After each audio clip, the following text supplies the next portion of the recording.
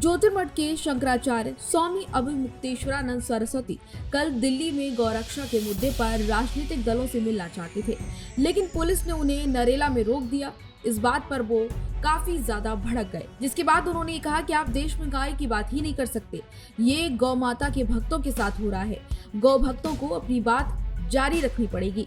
उन्होंने कहा कि अगर ट्रक नहीं हटता तो गाड़ी छोड़कर आगे बढ़ेंगे। हर राजनीतिक पार्टी के पास जाते, लेकिन पुलिस ने उन्हें रोक दिया। शंकराचार्य गौरक्षा समेत कई मुद्दों पर लगातार राजनीतिक दलों से मिलने का प्रयास कर रहे हैं और इसी कड़ी में कल उनको जब पुलिस ने रोका तो वो काफी गुस्से में नजर आए और इस दौरान उन्होंने सरकार और पार्टी पर तमाम तरह की बातें कहकर निशाना साधा।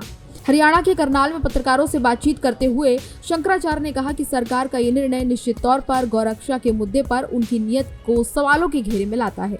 लाखों लोग इस आंदोलन में भाग लेने को तैयार थे, लेकिन सरकार ने आखिरी समय में उन्हें अनुमति नहीं दी। इससे ये साफ होता है कि सरकार इस मुद्दे को गंभीरता से नहीं ले रही है। शंकराचार्य ने बताया कि इसके बाद उन्होंने गौरक्षा के मुद्दे पर सभी प्रमुख राजनीतिक दलों के नेताओं से व्यक्तिगत रूप से संपर्क करने का निर्णय लिया है। उनका उद्देश्य नेताओं से मिलकर ये जानना है कि वे इस मुद्दे पर क्या रुख अपनाते हैं।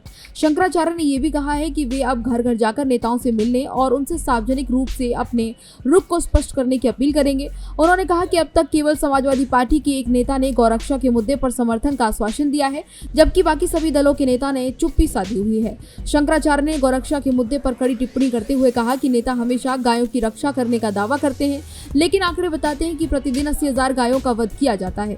ये पाखंड अब खत्म होना चाहिए। एक सच्चा हिंदू गौ हत्या को बर्दाश्त नहीं कर सकता। अगर ये स्थिति जारी रहती है तो हिंदू राष्ट्र की अवधारणा का कोई मतलब नहीं रह जाएगा। ज्यादती क्या होती है? आप गाय की बात ही नहीं कर सकते इस देश में। अगर आप गाय की बात करेंगे तो आपको कार्यक्रम नहीं करने दिया जाएगा। परमिशन अगर पुलिस दे देगी तो उसको निरस्त करवा दिया जाएगा। अगर आप रास्ते पर चलते हुए भी अपनी बात कहना चाहें तो रास्ते में ट्रक आगे खड़े करके आपके रास्ते को रोक दिया जाएगा। ये गौ माता के भक्तों के साथ हो रहा है। इस समय हम दिल्ली के घोगा गांव में हैं। यहाँ पर एक जगह पर सकरा रास्ता है, सामने से पुलिस ने ट्रक ला करके खड़ा कर दिया है और उसमें से ड्राइवर को उतार दिया है और कह रहे हैं कि ये अब हटेगा नहीं, आप आगे जा नहीं सकते। हमारा नहीं है। हाँ जी, ट्रक बोल रहे हैं कि हमारा नहीं है, हरियाणा पासिंग का लेके आ रहे हैं। हरियाणा पासिंग का ट्रक ला करके खड़ा कर दिए हैं और कह रहे हैं कि हमारा भी नहीं है, ये भी कह रहे हैं। तो आपका नहीं है तो किसी का तो है। और कोई बीच में खड़ा करके कहीं भी जाता है क्या? और जाता भी है तो पुलिस वहाँ क्यों खड़ी रहती है? पुलिस खड़ी होकर के उस ट्रक की सुरक्षा कर रही है। तो ये सब बड़ा आनंद हो रहा है, लेकिन गौ भक्तों को अपनी बात तो जारी रखनी ही पड़ेगी, इसलिए हम लोग जारी रखे हुए हैं। देखते हैं थोड़ी देर, अगर ये ट्रक नहीं हटता है तो हम अपनी गाड़ी छोड़ करके आगे बढ़ेंगे। ऐसी क्या बात है? हालांकि शंकराचार्य की इस पहल ने गौरक्षा की आवश्यकता पर एक बार फिर से ध्यान आकर्षित किया है और ये मुद्दा अब राजनीतिक विचार विमर्श में भी गर्मी पकड़ता हुआ नजर आएगा।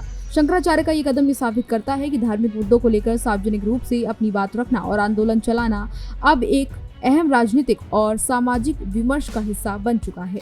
हालांकि इस पर आपकी क्या राय है? अपनी राय भी हमें कमेंट बॉक्स में जरूर बताएं। इसी तरह की तमाम और जानकारियों के लिए देखते रहिए भारत एक्सप्रेस।